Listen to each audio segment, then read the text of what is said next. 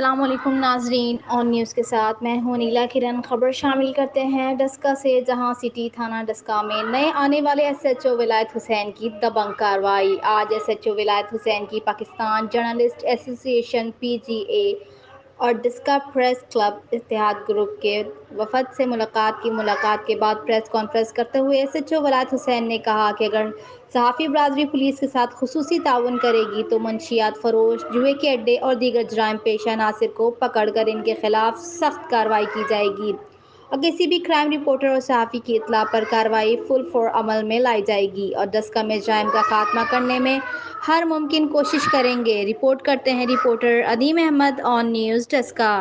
Like کریں، comment کریں، share کریں اور بیل آئیکن کو پریس کرنا مت بھولیں۔ دیکھتے رہیے آن نیوز۔